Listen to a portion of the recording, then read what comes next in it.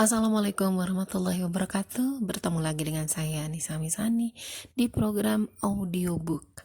Kali ini buku yang kita baca masih di buku 60 Sirah Sahabat Rasulullah Sallallahu Alaihi Wasallam. Kita sekarang akan masuk ke sahabat ke-25, yaitu Abu Darda, orang bijak yang tiada duanya. Teman pecinta sejarah semua, selamat menyimak. Saat pasukan Islam berjihad dari satu tempat ke tempat berikutnya dan kemenangan demi kemenangan diraih, di Madinah tinggallah seorang filosof bijak penuh karisma. Setiap kata-katanya penuh hikmah, bak mutiara. Ia berkata kepada orang-orang yang ada di sekitarnya, "Maukah kalian aku beritahu perbuatan yang paling baik bagi kalian, paling baik di sisi Allah, paling meninggikan derajat kalian? Lebih baik daripada memerangi musuh, saat kalian sedang saling menebas batang leher kalian, dan lebih baik dari uang perak dan emas?" Orang-orang itu pun sama-sama mendongakkan kepala dan bertanya, "Apakah itu, wahai Abu Darda?"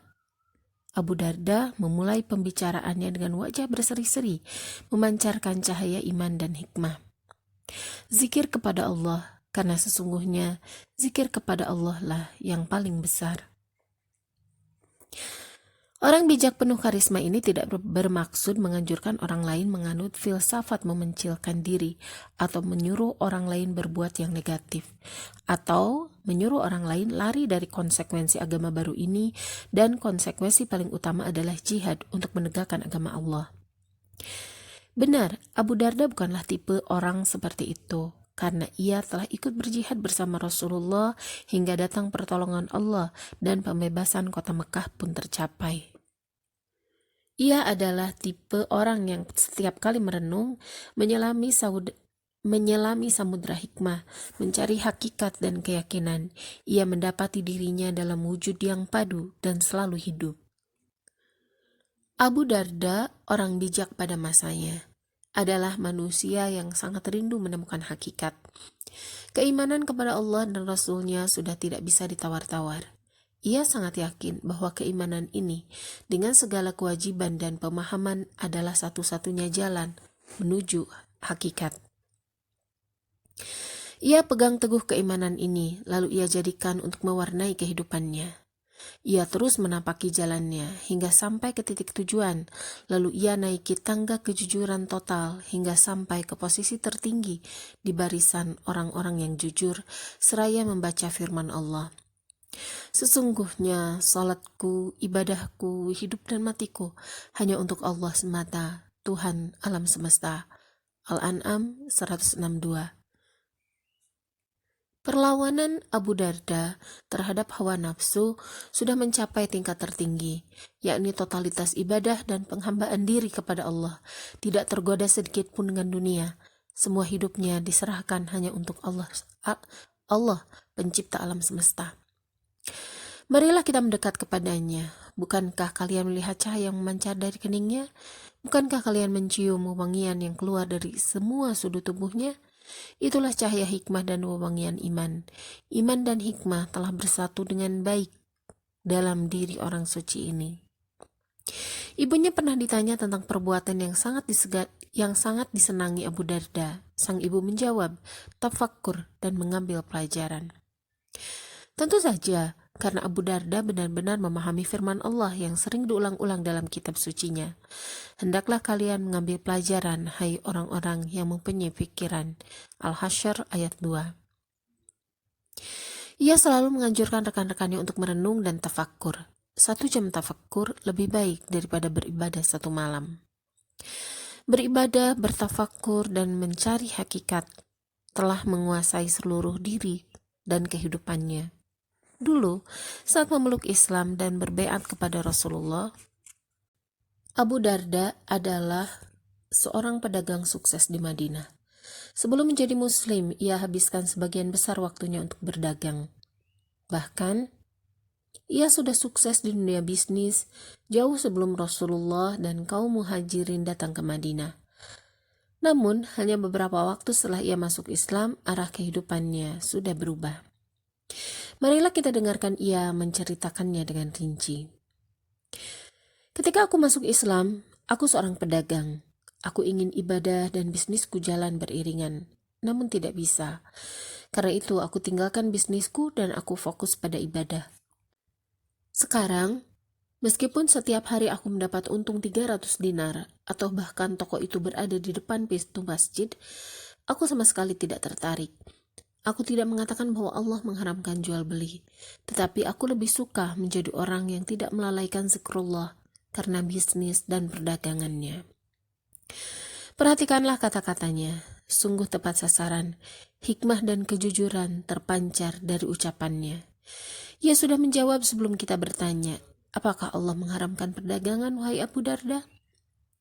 Urayanya itu melenyapkan kesangsian yang ada dalam pikiran kita. Ia jelaskan tujuan mulia yang ingin ia capai, sehingga ia tinggalkan bisnisnya, meskipun ia sukses di bidang itu.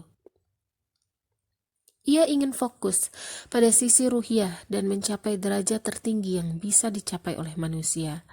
Ia ingin menjadikan ibadah sebagai tangga yang mengantarkannya ke dunia kebaikan yang paling tinggi, sehingga ia dapat melihat kebenaran yang begitu hebat dan hakikat yang begitu bercahaya. Jika tujuannya hanya melakukan kewajiban dan meninggalkan larangan Islam, tentu ia dapat menjalankan bisnis dan ibadah secara bersamaan. Lihatlah, berapa banyak para pebisnis yang solih dan orang-orang soleh yang pebisnis. Di antara generasi sahabat juga terdapat orang-orang yang tidak melalaikan zikrullah karena bisnis dan perdagangan mereka. Mereka bekerja keras membesarkan bisnis dan kekayaan mereka untuk kepentingan Islam dan membantu kebutuhan kaum muslimin. Akan tetapi, jalan yang mereka tempuh ini tidak meniadakan jalan hidup Abu Darda, dan jalan yang ditempuh Abu Darda tidak meniadakan jalan hidup mereka. Setiap orang mengikuti jalan yang telah dimudahkan untuk mereka. Abu Darda merasa bahwa ia diciptakan untuk tujuan yang ingin dicapai, yaitu fokus mencari hakikat dengan menjauhi urusan dunia sesuai keimanan yang digariskan Allah, Rasul, dan Islam. Jika Anda suka, sebutlah itu tasawuf. Akan tetapi, itu adalah tasawuf seorang laki-laki yang telah memiliki kecerdasan seorang mukmin, kemampuan filsuf, pengamalan seorang mujahid, dan pemahaman seorang sahabat Nabi. Semua itu menjadikan tasawufnya suatu gerakan membangun rohani, bukan sekedar naungan yang mengayomi bangunan ini. Itulah dia Abu Darda, seorang sahabat sekaligus murid Rasulullah SAW. Itulah dia Abu Darda, seorang suci dan bijak. Dialah laki-laki yang menolak dunia dengan kedua tangan dan dadanya.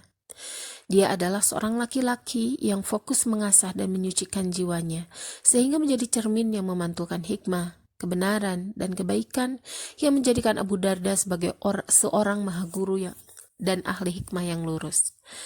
Berbahagialah mereka yang datang menemuinya dan mendengarkan ajarannya.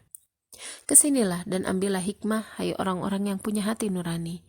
Mari kita mulai dari falsafahnya tentang dunia dengan segala kesenangan dan kemewahannya. Ia sangat senang dengan firman Allah. Yang mengumpulkan harta lagi menghitung-hitung. Ia mengira bahwa harta itu dapat mengekalkannya. Al-Humazah ayat 2-3. Juga sabda Rasulullah, yang sedikit mencukupi, lebih baik daripada yang banyak melenakan. Menjauhlah dari dunia sebisa kalian, karena barang siapa yang menjadikan dunia tujuan utamanya, Allah akan mencerai-beraikan kekuatannya dan menjadikan kemiskinan di depan matanya. Dan barang siapa yang menjadikan akhirat sebagai tujuan utamanya, Allah akan menghimpun kekuatannya, menjadikan kecukupan di hatinya, dan Allah memudahkannya mendapat kebaikan. Oleh karena itulah, ia berbelasungkawa untuk orang-orang yang menjadi tawanan harta kekayaan, seraya berkata, Ya Allah, aku berlindung kepadamu dari hati yang tercerai-berai. Ketika ditanya, apa yang dimaksud dengan hati yang bercerai-berai, wahai Abu Darda? Ia menjawab, memiliki harta benda di setiap lembah. Dia mengajak orang lain menguasai dunia dengan tidak membutuhkannya. Inilah penguasaan yang sesungguhnya terhadap dunia. Adapun yang mati-matian mengejar dunia, tidak akan ada kesudahannya. Inilah penghambaan dan perbudakan yang paling buruk. Ia berkata, barang siapa yang tidak pernah merasa puas terhadap dunia, maka tak ada dunia baginya. Bagi Abu Darda, harta hanya sarana untuk hidup sangat sederhana. Karena itu, harus diperoleh dengan cara yang halal dan dengan usaha yang biasa-biasa saja, tidak dengan rakus dan mati-matian. Ia juga berkata, jangan makan kecuali yang baik, jangan bekerja kecuali yang baik, dan jangan memasukkan ke rumahmu kecuali yang baik. Ia pernah mengirim surat kepada temannya. Di antara isi surat itu adalah, tidak satupun harta kekayaan dunia yang kamu miliki, melainkan sudah ada orang lain yang memilikinya sebelum kamu, dan akan ada orang lain yang memilikinya sesudah kamu. Sebenarnya harta kekayaan dunia yang kamu miliki hanyalah yang telah kamu manfaatkan untuk dirimu. Perhatikanlah anakmu yang akan mewarisi hartamu itu. Mereka anak yang mewarisi hartamu bisa jadi anak yang saleh yang memanfaatkan harta itu untuk ketaatan kepada Allah. Dengan itu, ia menjadi bahagia dengan harta kekayaan yang telah membuatmu sengsara. Atau bisa jadi anak yang soleh menggunakan harta itu untuk berbuat maksiat. Maka ia sengsara dengan harta yang telah kamu kumpulkan. Yakinlah bahwa Allah akan memberi rizki kepada mereka. Karena itu, selamatkanlah dirimu. Di mata Abu Darda, dunia hanyalah titipan. Sewaktu Siprus ditaklukkan dan harta rampasan perang dibawa ke Madinah, Abu Darda terlihat menangis. Orang-orang pun terkejut. Jubair bin Nafi memberanikan bertanya, "Wahai Abu Darda, apa yang buatmu menangis pada saat Allah memberikan kemenangan kepada Islam dan kaum muslimin?" Abu Darda menjawabnya dengan sangat bijak. Jubair, sangat disayangkan. Allah hinakan makhluk di sisi Allah bila mereka meninggalkan perintahnya. Saat mereka menjadi umat perkasa, menang dan memiliki kerajaan, mereka tinggalkan perintah Allah, maka mereka menjadi seperti yang kamu lihat. Dan benar apa yang dikatakannya. Kekalahan pasukan Islam yang begitu cepat di negara-negara yang berhasil ditaklukkan disebabkan oleh kehilangan aspek ruhiyah yang menjadi perisai dan agama yang menjadi penghubung dengan Allah. Dan karena itu pula ia mengkhawatirkan keadaan kaum muslimin di saat ikatan mereka lepas. Hubungan mereka dengan Allah, dengan kebenaran dan kebaikan menjadi lemah. Maka kemenangan dan kekayaan yang merupakan titipan itu pun lepas dengan cepat. Secepat saat memperolehnya.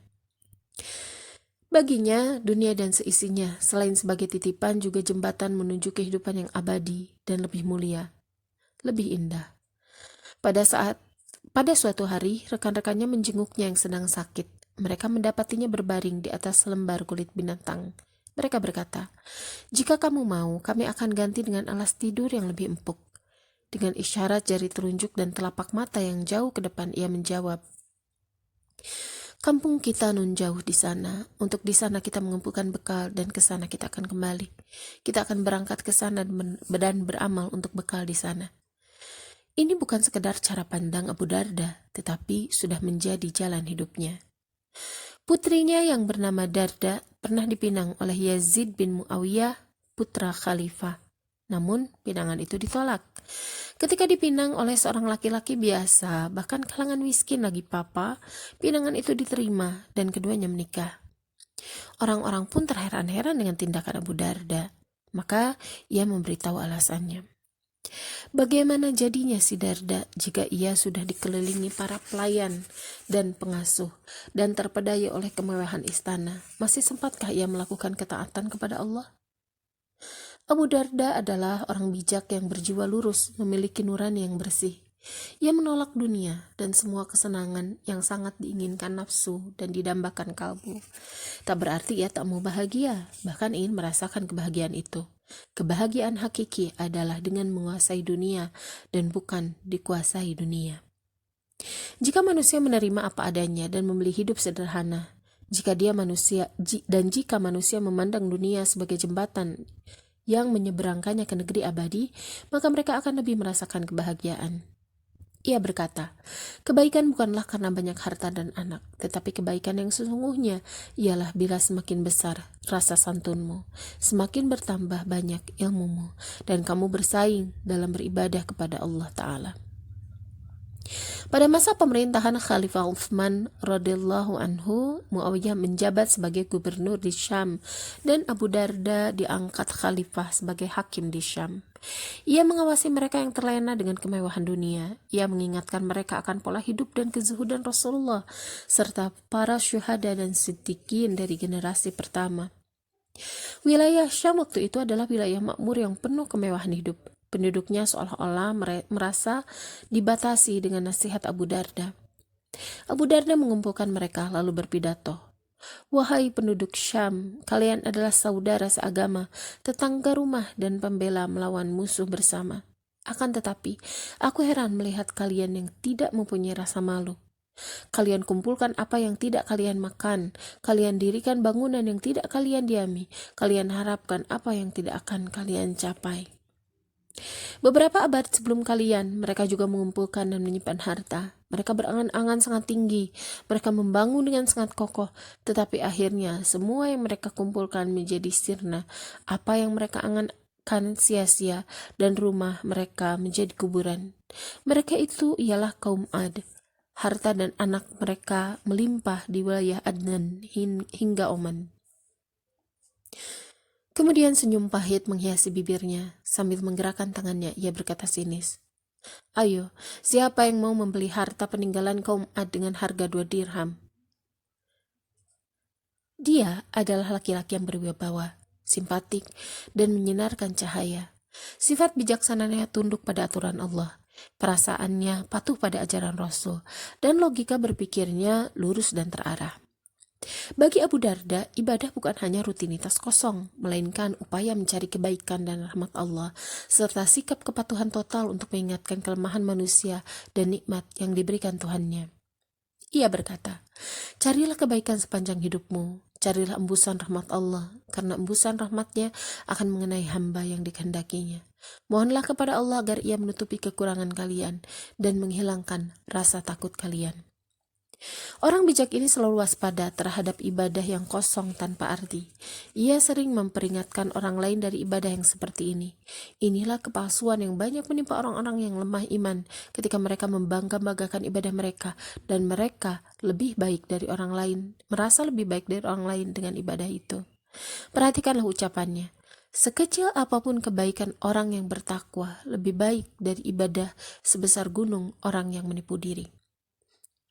Ia juga berkata, jangan membebani orang lain dengan sesuatu yang tidak dibebankan kepada mereka. Jangan menghitung-hitung kebaikan dan kesalahan orang lain sebelum kebaikan dan keburukan mereka diperhitungkan Allah. Perhatikanlah diri kalian sendiri, karena barang siapa yang menginginkan apa yang dimiliki orang lain, niscaya akan merana berkepanjangan. Ia tidak menginginkan seorang ahli ibadah yang merasa lebih baik daripada orang lain. Akan tetapi semestinya ia bersyukur kepada Allah yang telah memudahkannya beribadah dan mendoakan agar dimudahkan untuk beribadah seperti kemudahan yang diterimanya. Pernahkah Anda melihat sikap bijaksana yang lebih baik dari sikap bijaksana orang ini? Rekannya yang bernama Abu Qalabah bercerita, suatu hari Abu Darda melewati seorang laki-laki yang telah melakukan satu kesalahan, lalu dicaci maki oleh orang-orang. Abu Darda mencegahnya seraya berkata, "Jika kalian mendapatinya terperosok dalam satu lubang, apakah kalian akan mengeluarkannya?" Mereka menjawab, "Iya." Ia berkata, "Kalau begitu jangan kalian mencelanya. Bersyukurlah kepada Allah yang telah menyelamatkan kalian dari dosa dan kesalahan." Mereka bertanya, "Apakah engkau tidak membencinya?" Ia menjawab, "Yang kubenci adalah perbuatannya. Jika dia meninggalkan kesalahannya, maka dia saudaraku." Bagi Abu Darda, ini adalah satu sisi ibadah, sedangkan sisi yang lain adalah ilmu dan manfaat dan ma'rifat. Sesungguhnya Abu Darda benar-benar memposisikan ilmu pada posisi yang sangat tinggi, seperti memposisikan orang bijak dan ahli ibadah. Ia berkata, "Seorang tidak mungkin mencapai tingkat muttaqin apabila tidak berilmu, dan ilmu tidak akan berguna manakala tidak diaplikasikan." Baginya ilmu adalah pemahaman, perilaku, makrifat, jalan hidup, fikrah, dan kehidupan. Penghormatannya terhadap ilmu adalah penghormatan seorang yang bijak. Ia sering menegaskan bahwa seorang pelajar dan seorang penuntut ilmu memiliki keutamaan, posisi, dan pahala yang sama. Menurutnya, kemuliaan hidup ini tergantung pada ilmu yang bermanfaat. Ia berkata, "Aku tak tahu mengapa ulama kalian pergi berlalu, sedang orang-orang awam tidak mau belajar. Ketahuilah bahwa orang yang mengajarkan ilmu dan orang yang menuntut ilmu merupakan pahala yang sama, mendapat pahala yang sama. Selain mereka tidak ada lagi kebaikan. Ia juga berkata, manusia itu ada 3 macam, orang yang berilmu, orang yang menuntut ilmu, dan yang ketiga adalah orang yang tidak mempunyai aturan. Tidak ada kebaikan pada orang golongan ketiga ini. Seperti yang kita ketahui, bagi Abu Darda, ilmu dan amal tidak terpisahkan. Ia berkata, yang paling kutakutkan nanti di hari kiamat ialah bila aku ditanya di depan para makhluk yang lain, hai Uwaimir, apakah kamu mengetahui? Lalu aku menjawab, ya. Lalu aku ditanya, apa yang kamu lakukan dengan pengetahuanmu itu? Ia memuliakan ulama yang mengamalkan ilmunya, menempatkan mereka di tempat yang sangat tinggi. Dalam doanya ia berucap, ya Allah, aku berlindung kepadamu dari kutukan hati ulama. Ketika ditanya, bagaimana bisa hati mereka mengutukmu? Ia menjawab dengan membenciku.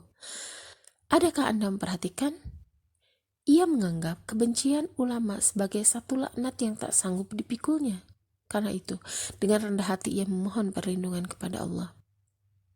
Abu Darda selalu berpesan untuk mempererat tali persaudaraan dan membangun hubungan sesama manusia berdasarkan tabiat manusia itu sendiri. Ia berkata, cacian seorang teman lebih baik daripada kehilangan teman. Mungkinkah seorang teman selalu menyenangkanmu? Penuhilah hak teman dan bersikap lemah lembutlah. Jangan terpengaruh oleh hasutan, karena engkau akan menjadi seperti penghasut. Lusa kematian akan mendatangimu dan engkau akan kehilangan temanmu. Jika engkau sudah mati, bisakah engkau berpisah dengannya? Lalu mengapa di saat engkau masih hidup engkau tidak memenuhi hak-haknya? Pengawasan Allah terhadap hambanya menjadi dasar yang kuat bagi Abu Darda untuk membangun hak-hak persaudaraan. Ia berkata, aku benci menzalimi seseorang dan aku lebih benci lagi jika sampai menzalimi seseorang yang tidak mampu meminta pertolongan dari kezalimanku, kecuali kepada Allah yang maha tinggi lagi maha besar. Alangkah mulianya jiwamu dan berkilaunya ruhiyahmu, wahai Abu Darda. Ia memberi peringatan keras kepada masyarakat dan pemahaman keliru yang menyangka bahwa kaum lemah mudah diperlakukan sewenang-wenang dengan menyalahgunakan kekuasaan dan kekuatan. Ia tegaskan bahwa di balik kelemahan kaum lemah, mereka memiliki kekuatan ampuh ketika mengadukan kelemahan dan permasalahan mereka kepada Allah. Dialah Abu Darda yang bijak. Dialah Abu Darda yang zuhud, ahli ibadah, dan yang selalu merindukan Tuhannya. Dialah Abu Darda yang bila orang terpesona dengan ketakwaannya, lalu mereka meminta doa darinya, ia selalu menjawab dengan rendah hati, aku bukan ahli berenang, aku takut tenggelam. Kami tahu betapa mulia akhlakmu, wahai Abu Darda, namun engkau masih mengatakan tidak bisa berenang. Tetapi pantaskah kita terheran-heran karena engkau adalah anak didik Rasulullah. Engkau adalah murid Al-Quran, putra Islam generasi pertama, teman Abu Bakar, Umar, dan yang lainnya. Radhiyallahu anhu, Abu Darda.